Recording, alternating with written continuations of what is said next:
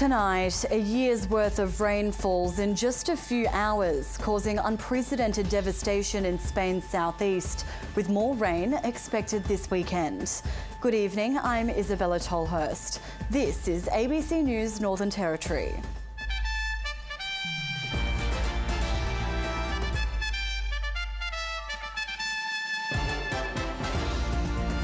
Also tonight, 2 of the 4 people accused of the murder of 18-year-old Kingsley Ali appear in Darwin's Supreme Court.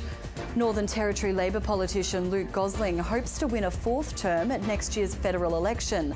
He sits down with Stateline NT. And Melbourne forward Joel Smith issued a 4-year ban for cocaine use and drug trafficking.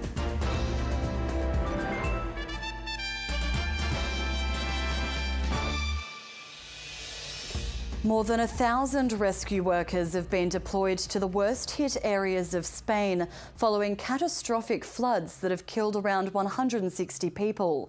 The Prime Minister is warning residents the danger of further flooding hasn't passed. Residents trudge through debris, searching for belongings and any sign of their loved ones. The task is monumental. Rescuers believe there are still bodies trapped in these cars, unable to get out before the deluge came through. The firefighters took the elderly first, when they could get in. I'm from nearby, so I tried to help and rescue people. People were crying all over. They were trapped. The mammoth floodwaters tore down bridges and tossed cars across highways and crucial rail lines. Train services aren't expected to resume for weeks. A daunting clean-up is underway, but getting in desperately needed supplies and help isn't easy. Many areas are only accessible from the air. Frustration and desperation is growing. We are not thieves, but we have to eat. What can I give to the child if we don't have electricity? No one in this area can contact each other because we have no internet. There's about more than 150,000 people that have just been displaced. Locals and those who have made it to the disaster zone are doing what they can, but with everything coated in a thick layer of mud, even walking is difficult. Spain's Prime Minister has warned the dangerous weather may not be finished. More heavy rain is expected in some of the worst-hit areas. Do not go out, stay at home, because right now the most important thing is to safeguard as many lives as possible.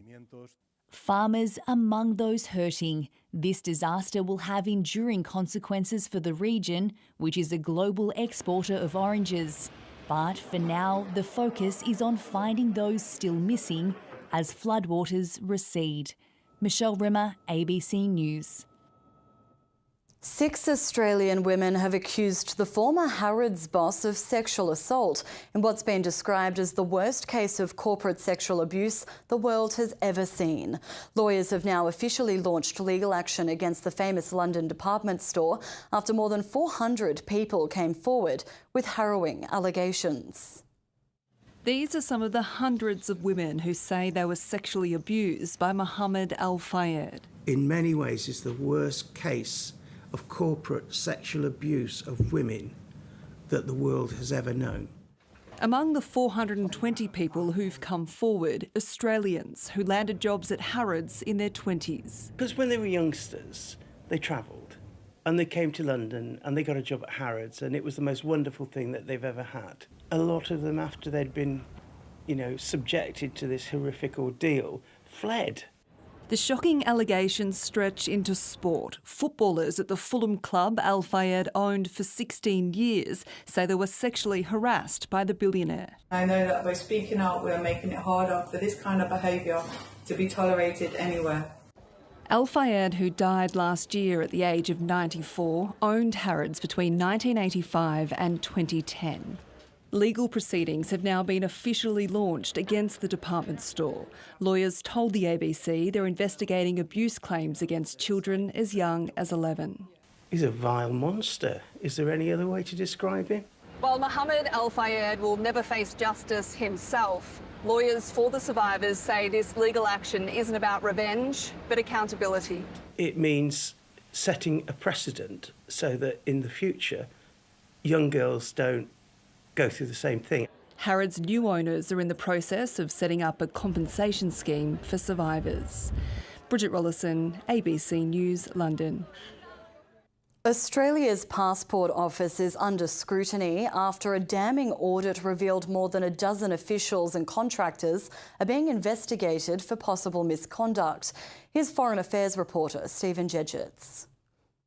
The Passport Office produces the document which every single Australian relies on whenever we go overseas.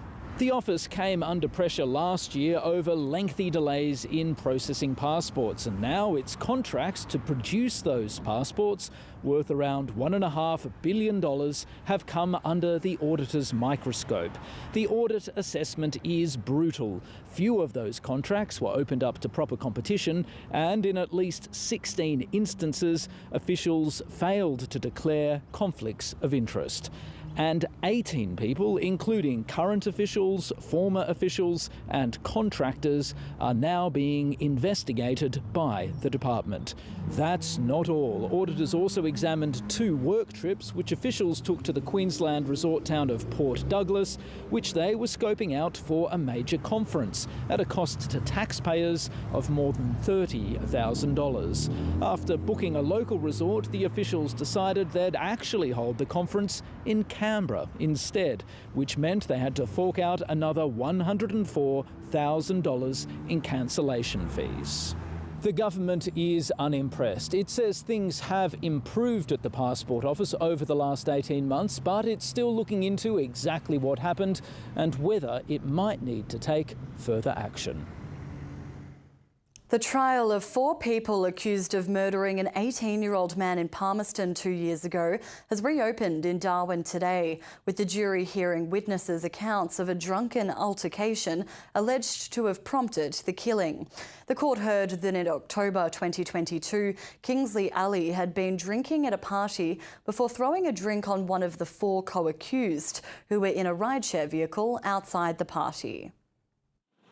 Hours before 18-year-old Kingsley Ali was found dead at this Palmerston residence, he'd been celebrating his best mate's 19th birthday. Darwin Supreme Court today hearing from that friend and the friend's stepmother, who said Mr Ali had fought with another guest and alleged killer, Madison Butler. Minutes later, a witness said Miss Butler made a phone call. I got the gist of the conversation. The bits that I heard was, "You need to come get us. This guy's gone crazy and thrown a drink on me. Come pick us up." Prosecution lawyers yesterday telling the court that following the phone call, Miss Butler, her mother and 2 others followed Mr Kingsley and allegedly bashed and stabbed him to death in an act of revenge. Miss Butler's lawyers suggesting the deceased had been highly intoxicated at the party, as well as agitated and possibly armed. It's the case, isn't it, that someone said Kingsley had a knife? Yes. And you saw something reflective in his hand that could have been a knife? I saw something reflective. I didn't see a blade or an edge. Witness accounts of the initial altercation have gone mostly uncontested by lawyers for the co-accused, but that's expected to change next week when witness testimony turns to Kingsley Ali's alleged murder. Oliver Chaseling, ABC News. Legal Aid NT says a recent $1 million government cash injection will do nothing to address its ongoing resourcing crisis, with funding for criminal trials still due to end on January 1st. Barrister Paul Crean today told the Supreme Court the Northern Territory Bar Association had written to Legal Aid to ask whether Wednesday's funding announcement would make any difference to its operational capacity. The agency replied to say its position remained unchanged.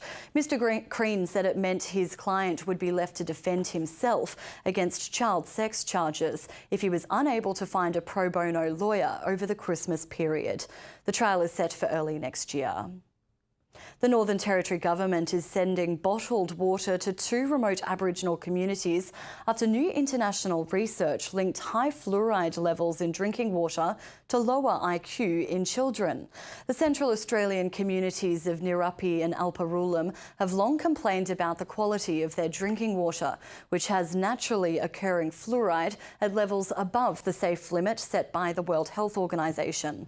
Research by the United States National Toxicology Program found drinking water with high levels of fluoride can affect children's brain development, but found no evidence of adverse effects on adults. The NT government-owned Power and Water Corporation says it's been working on plans to provide a permanent new water source for those communities. But since those levels have now changed and we've been advised by the Department of Health to provide an alternate drinking water source, we'll accelerate that program and get to a point where we can provide a solution. Plans to build the world's largest prawn farm on a remote Northern Territory cattle station have been dealt a final blow, with the company behind the plans set to be liquidated. The $1.5 billion project Sea Dragon was proposed to be built on Lagoon Station on the NT-WA border, but only trial ponds were dug. In February this year, the federal court ruled the project had been insolvent since at least June 2020 and ordered liquidators be brought in to wind up the company.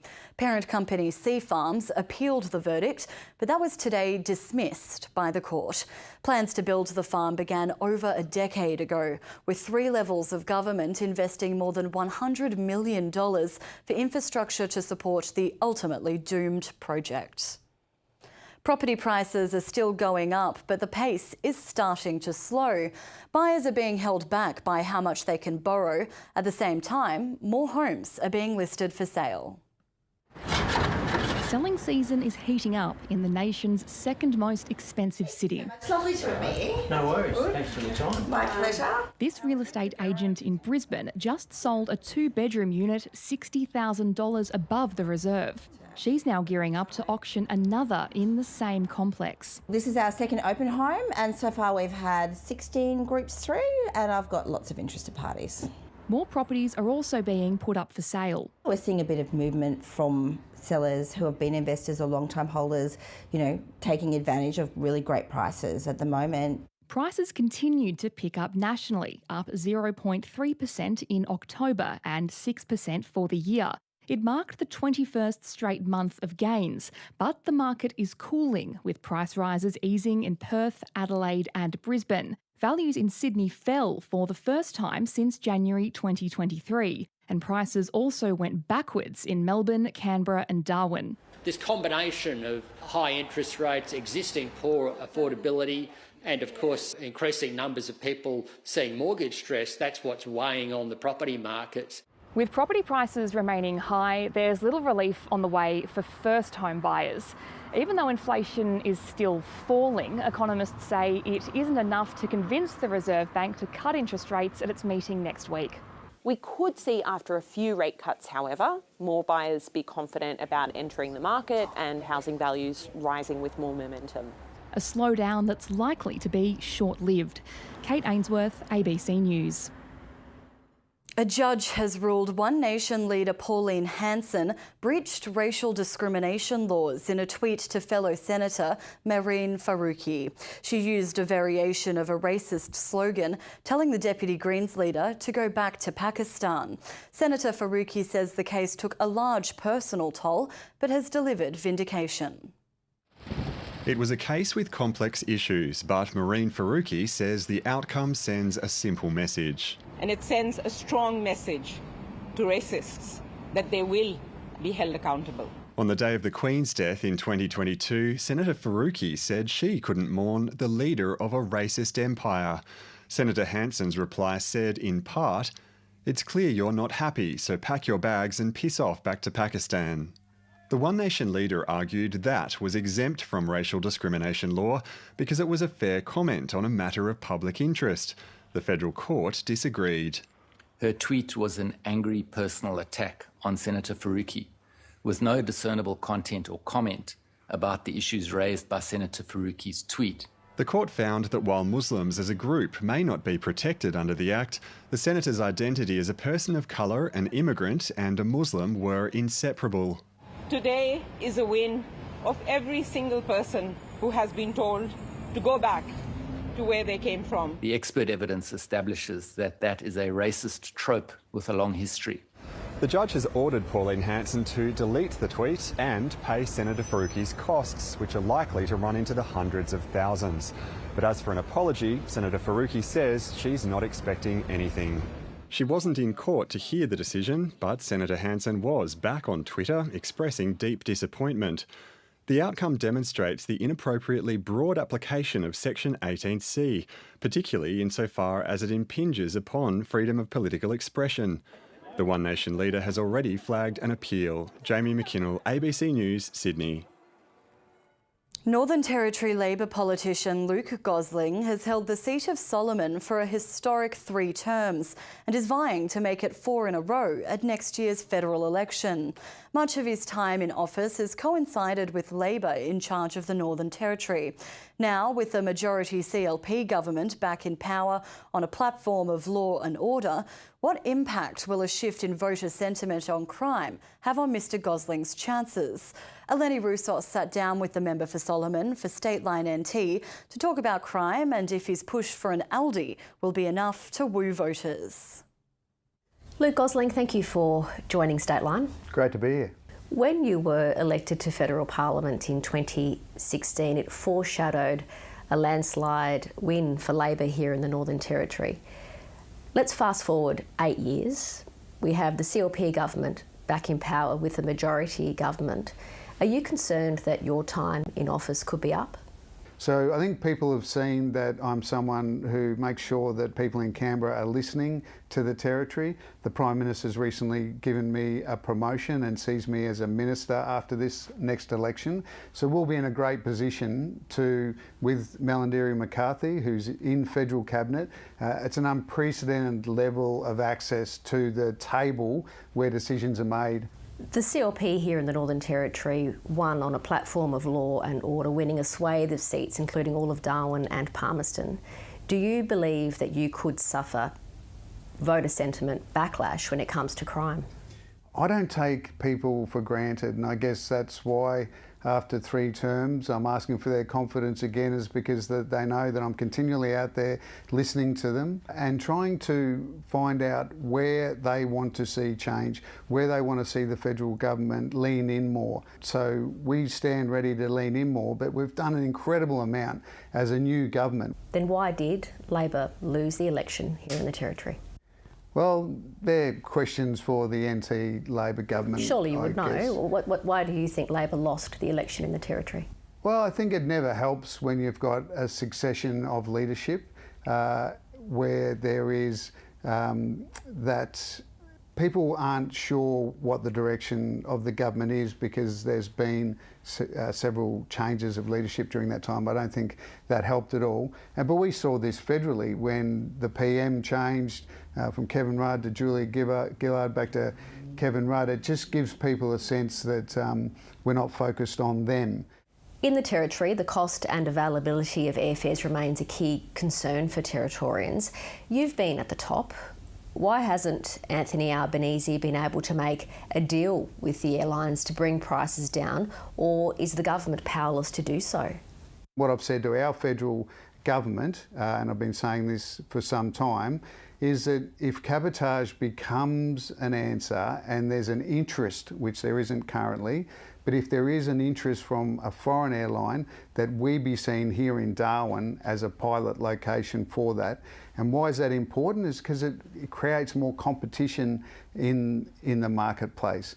But we need to do a lot more, and that's why I continually meet with Virgin, and I'm interested to see with Qatar Airways interested in buying a stake in Virgin, how that might work best for the Territory, and going to have those meetings in coming weeks. You've also been campaigning for discounted supermarket chain Aldi to open in Darwin and Palmerston. How realistic is it that Aldi will come here when, for instance, Myer won't? Well, Myer said they would and then they didn't. Aldi coming here is very doable. Now, what I'm about is not echoing people's concerns about how Aldi gets their goods up to the Territory. They now go all the way up to Townsville in Queensland. So I'm about finding solutions. And that's why I've got a high-level meeting with Aldi coming up in the next few weeks, and that's designed to see where their reluctance is to announce that they will open in Darwin. But I am sure that they will if we work together to overcome any obstacles that they see. Do our liquor laws here in the Northern Territory pose an issue for Aldi coming up here? Well, that's one of the things I want to get an understanding from Aldi. Obviously, other big companies, just think of Bunnings or Officeworks or any of the other big chains, and Aldi is a big chain, they manage to get their goods up to the Territory. Are they concerned about our liquor laws? And sell them. Are they concerned about our liquor laws? When I meet with Aldi, they'll give me a range of issues that they see. Are you electioneering on Aldi when you don't know why the company is reluctant to come to Darwin?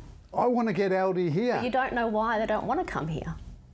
Shouldn't you know that? Yeah, so that'll become clear when I meet with them in the coming weeks. But they certainly want to give us all the reasons why they haven't opened up here yet, and we'll just work through them. I want to find a solution so that Aldi can open here in the Territory. Luke Gosling, thank you for speaking to Stateline. It's been great, thank you. With just 5 days to go before the US presidential election, Kamala Harris and Donald Trump have been campaigning in the western battleground states of Nevada and Arizona. The issue of gender was once again front and centre as the candidates attempted to woo undecided and potentially crucial Latino voters. North America correspondent Carrington Clark reports from Las Vegas. Swinging through the Sunbelt, New Mexico and the key swing states of Nevada and Arizona. Hispanics love Trump. Desert districts and prized votes ahead of next week's election. I believe in the power of Latinos. The Vice President appearing alongside one of the most famous Puerto Ricans. It wasn't just Puerto Ricans that were offended that day. Okay? It was every Latino in this country. It was humanity. Capitalising on the fallout from offensive comments made at a Trump rally earlier this week. Donald Trump also trying to shore up support among Latinos. Nobody loves our Latino community and our Puerto Rican community more than I do. The Vice President seizing on fresh comments by Trump about protecting women, whether they like it or not. He simply does not respect the freedom of women or the intelligence of women. She's a very caring woman. As I said, she's not going to be a dictator. We are going to be in deep trouble if Kamala Harris wins. Both candidates will spend the few remaining days of this campaign moving from swing state to swing state, trying to woo undecided voters and to motivate their supporters to head to the polls. Private jets and fancy events like this, though, don't come cheap.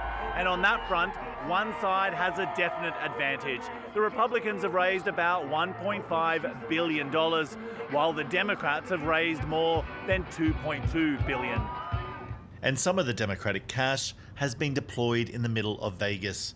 But Trump also has some deep-pocketed friends. Elon, that's a great one. He feels it's so important. His billionaire backers' campaign tactics have found their way into a Philadelphia courtroom, where a district attorney is trying to stop his $1 million handouts to voters who register with his super PAC. Elon Musk didn't show. We are going to handle this case and continue to handle this case. With 5 days to go, there's likely plenty of oscillations left in this race. Carrington Clark, ABC News, Las Vegas. To the Middle East, and authorities say 6 doctors have been killed in Israeli strikes across southern Lebanon. Evacuation orders have been issued in the east of Lebanon for a second day in a row, and strikes have been reported in the coastal city of Tyre. On the Gaza Strip, the Palestinian Red Crescent released this video after 4 people were killed trying to access food aid. Taiwan has been hit by its strongest typhoon in almost 30 years, killing at least 2 and injuring hundreds. Nearly 500,000 households lost power as the typhoon, the equivalent of a Category 4 tropical cyclone, brought gusts of more than 250 kilometres per hour. It was touch and go in the strong wind for this passenger plane, but it eventually landed safely. Hundreds of flights had to be cancelled. Schools and businesses began the clean-up today. To finance now, and the share market has ended its week with heavy losses. Here's David Chow. Well, the dream of home ownership for a lot of people is looking increasingly like just a dream. Especially when you look at how much prices have risen in Brisbane, Adelaide and Perth since COVID first struck. Meanwhile, Melbourne has gone from being the second most expensive city to the third cheapest. As for who's borrowing the most, it's the owner-occupiers that are upgrading to a new home. And despite the rumours, there's no sign of investors fleeing the market, considering the value of new home loans for this group of multiple property owners has jumped nearly 30% in a single year. First home buyers, though, aren't getting much of a break. As for whether boomers or younger generations had it tougher, this chart comparing the gap between median house prices and one's capacity to pay should settle the matter. Meanwhile, investors are a bit on edge with just a few days until the US election. The All Ords fell by 0.5% today, which contributed to this week's fairly steep loss of around 1%, though it did do better than most other share markets except for Hong Kong and Shanghai. Now back home, Macquarie was one of today's worst performing stocks after investors decided its $1.6 billion profit wasn't high enough. While oil prices jumped, gold and iron ore fell, and the Aussie dollar slipped to 65.7 US cents. And finally, a court in Russia has issued a record fine to Google for blocking pro-Russian channels on YouTube. It's after 20 decillion US dollars from the tech giant. And that works out to be 20 billion trillion bucks, which is more money than there is in the entire world. And that's finance.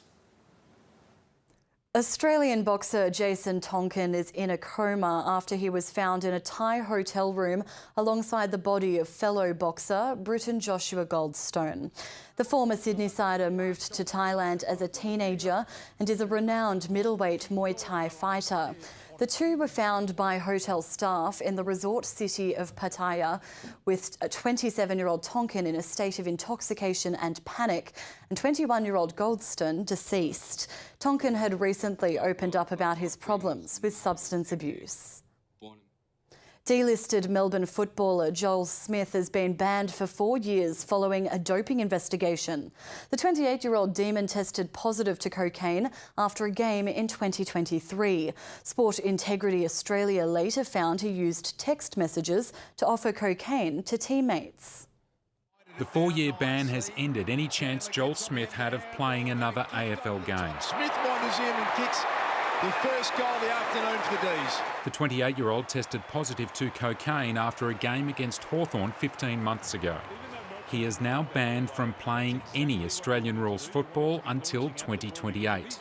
AFL boss Andrew Dillon released a statement saying the outcome reflects the seriousness with which the AFL treats breaches of the Australian Football Anti-Doping Code and is a salutary lesson for any player using illicit substances that are prohibited under the WADA Code. And Joel Smith will get walked right up to the line. Smith breached 5 rules, including sending text messages to teammates making cocaine available to them on 3 occasions between 2020 and 2022. This is considered trafficking or attempted trafficking under the AFL's anti-doping policy. Melbourne football boss Alan Richardson said the club respected the decision and will continue to educate the playing group about their responsibilities. Smith's ban comes at a time of upheaval at Melbourne, with Chief Executive Gary Pert and President Kate Roffey recently resigning. The club has finished 2 reviews of its board and men's football department. The release of a summary by new President Brad Green shed little light on what was wrong with the club's culture. Rather, it spoke of a strong confidence within the playing group and the strength of the football department's leadership and staff. It also boasted the return of club legend Nathan Jones as a new assistant coach. Paul Kennedy, ABC News.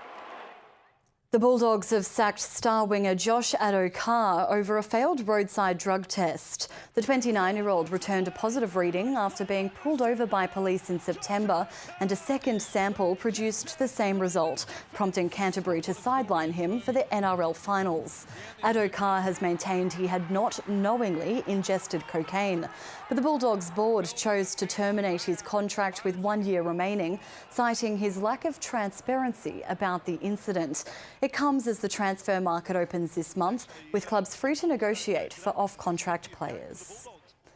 America's national sport is catching on down under, with the NFL determined to ensure flag football isn't cut from Brisbane's 2032 Olympic program. It'll feature in LA for the first time in just 4 years, after already capturing the Australian sporting market at the grassroots level. It's a sport known for big plays, big personalities and big celebrations. And now the NFL's introductory game, flag football, is having a big impact on the next generation of sporting stars. It went from 10 schools to 84 schools in 10 months, and we're now at just under 300 schools across the country.